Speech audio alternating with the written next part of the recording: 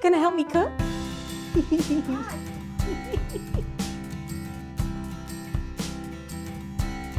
Hi, welcome to season 2 of Val's Kitchen. I'm Val, and this is my kitchen. On this season of Val's Kitchen, we're doing family requests. And today we're starting with my husband Bill's request of 1 bowl mocha brownies. Check in at the end of this video for a special surprise we're doing this season. All right, let's get cooking.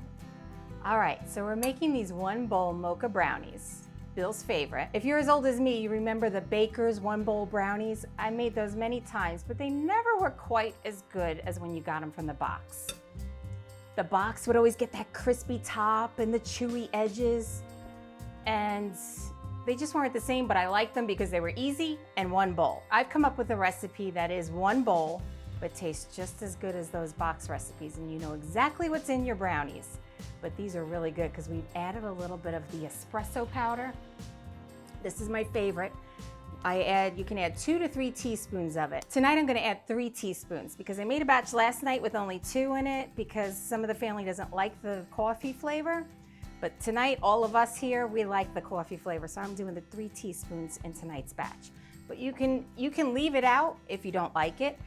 But I can assure you, if you're not a coffee lover, you're not gonna taste too much coffee if you just use the 2 teaspoons. It does give it a deeper flavor. These brownies are just dense and fudgy and chewy on the edges, which are my favorite part, the corners, and you're just gonna love it, and it's so easy. Now tonight I got a bunch of different bowls out, but normally I just have the 1 bowl, and then I break an egg into another bowl, and then that just goes right into the dishwasher. It's so simple.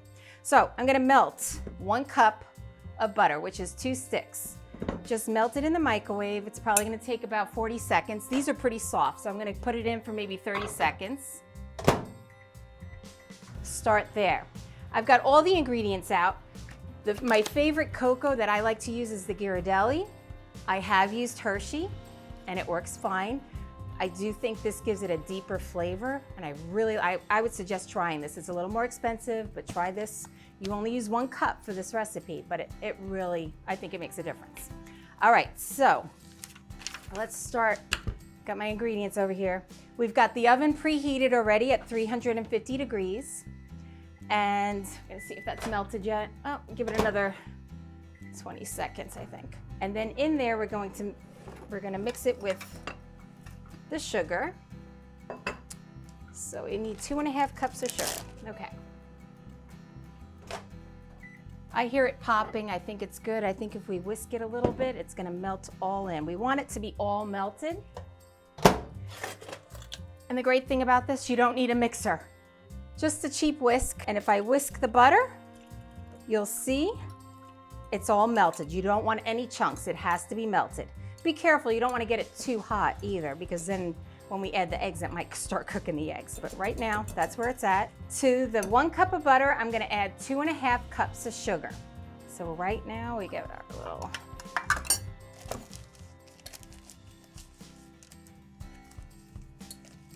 And I know that sounds like a lot of sugar, but you know what? It's brownies. They're delicious. And if you're eating a brownie, you're not trying to eat healthy. So you're just trying to enjoy it. It's not something you eat every day. All right, that's 1.5.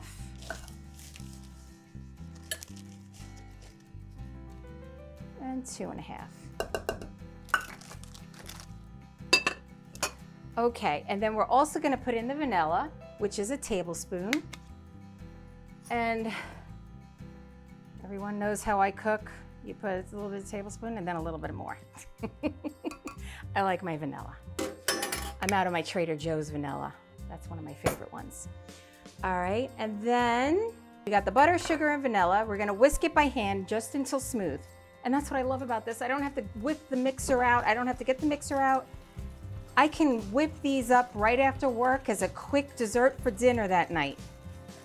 Because they're good hot, they're good cold. Some of us like them frozen, because I do like to freeze the leftovers. That's it. It's all mixed, okay? Then we're gonna mix in 4 eggs, 1 at a time. Now, one thing I learned early on was crack your egg into a separate bowl because you never know if you're gonna get a piece of shell in there. I just like to make sure I crack it separately into the bowl. And I had one the other night. We have fresh eggs from, my mom, she has chickens, and there was a bad egg. So I was so glad last night when I was making brownies last night that I did the one, put it in the bowl. When did you make brownies? I made the brownies last night. Last night? Yes. Last night? Last night. Last night? Yeah. Okay. Why? You said last night like 4 times. So. Did I?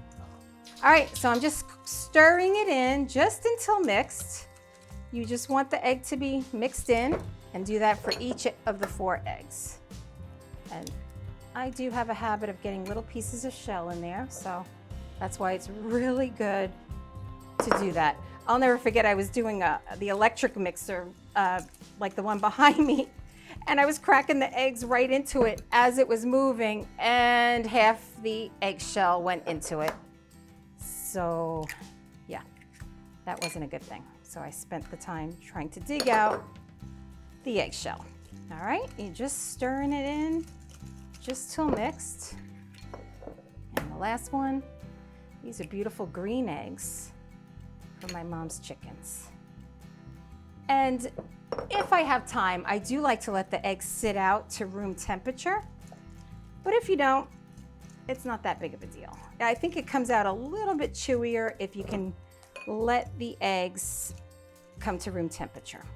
All right, make sure you get in there to the bottom, get all that sugar.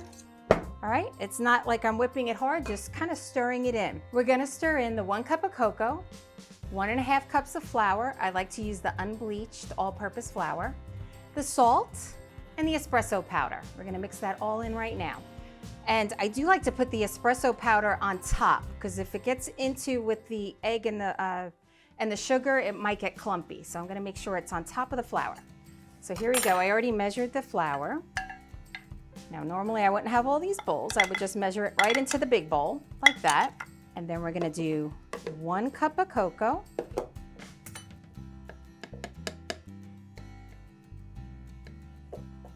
That's a 1/2 cup.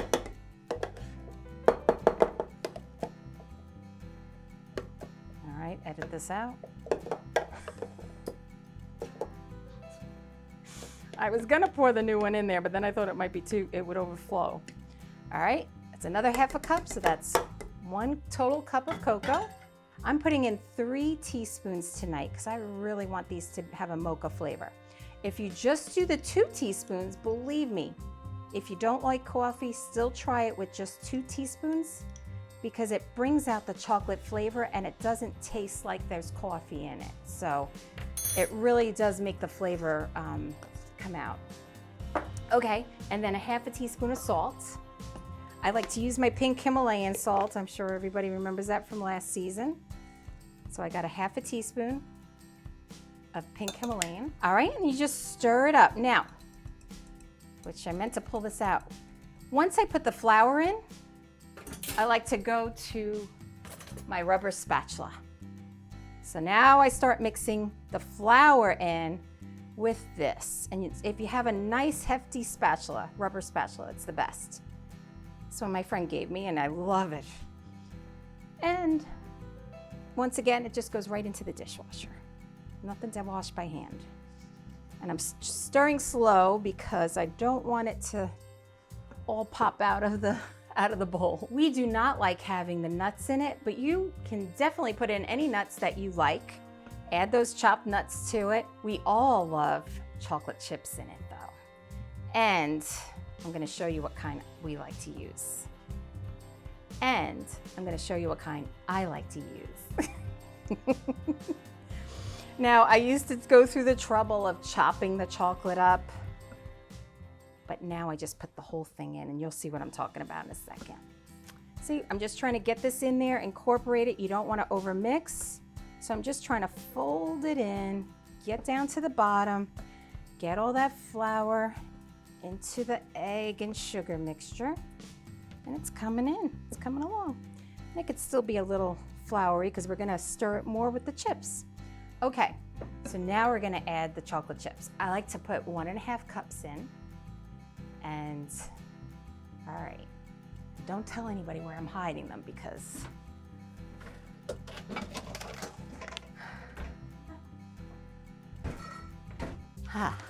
Okay, because one time I bought a pack of these. These are my favorite. Okay, dark. These are the dark. These are my favorite, the Ghirardelli dark chocolate wafers. So I learned years ago that I needed to hide these dark chocolate wafers because I knew I had an unopened package in the cabinet, but that weekend I went to make some cookies and it was gone. So I asked my husband where they could possibly be because he doesn't like dark chocolate. Well, in 1 week, he ate a whole bag of these. So if you're not a dark chocolate lover, try these out because they are not that the strong dark chocolate flavor, but I love dark chocolate and I do love these, but he loves milk chocolate and he loves these. It's got a very smooth flavor to it. It's really good. So I've never tried the milk chocolate of these because these are the perfect ones. So I used to take the time to actually chop these all up to put them in the brownies, but I'm looking for simple and less cleanup. So I put them in whole and I do about 1.5 cups. Just dump them in. That's it. And now we're gonna stir them up into there, and there was a little bit of flour still showing, but this will mix it all up now. We wanna make sure everything's incorporated, but don't overmix. See right there, I got a little flour or cocoa. I'm gonna get that in, and this is it. Now, I don't like, oh, should we show what I'm cooking for dinner tonight? Because this was season 1. Oh, you're good. All right. You're probably wondering what I got undercover here. So everybody's here tonight. Yes, I'm making dessert, but of course we've got to have dinner. So I've got one of the Strombolis from season 1 sitting over here, rising up, and that'll be dinner tonight with a nice vegetable platter. Check out season 1. Point up here, point up here. A little more that way. No. Yeah, a little down. Yeah, that, where you were. A little higher. And then say, check out this card. Check out the card right here. Check out the card right here. No, look at me. At you. Check out the card right here if you want to see Stromboli. Check out the card. Check out the card right here if you want to see how to make Stromboli. It's really good. This gets cooked in a 9x13 pan, so you've got a lot of brownies. I do like to use the Baker's Joy, but you can grease and flour like other people do, but this is so easy. So I always do it over the sink because it sprays a little bit. Just get it all in every corner and on the edges. Look how easy this is. Now, if you've ever had to grease a pan and then flour it, you know what I'm talking about. And it makes a mess all over the counter, you know. This is so much easier. So I try to pick and choose the slight things that I use that are prepared. So that's one of them. All right, you just pour it in. This is it. Get every bit of it. It's a nice thick batter. All right, all the way to the edges. You want to make sure it's covering the bottom. All right, that's it. That is done. Normally you would just have this one bowl with your egg bowl in the dishwasher and done. So I'm gonna put it in the oven. It's already preheated at 350 degrees. The rack is on the lower section of the oven. It goes in for 25 to 30 minutes. I'm gonna start the timer at 25. So go ahead, we're gonna go ahead and put it in. All right, I'm gonna set the timer for 25 minutes. It may be done, it depends on the oven. Some ovens are different, but I think mine's gonna need about 28 minutes, but we'll see. All right, we'll be back when I'm pulling it out. That's what she said. Shut up. Do not put that. So now, as promised, a Val's Kitchen surprise. For our last episode, we're asking you, our Val's Kitchen family, what you would like me to cook for the season 2 finale. Here are 4 of my favorite recipes. Comment below which one you would like to see me do on Val's Kitchen as our season finale.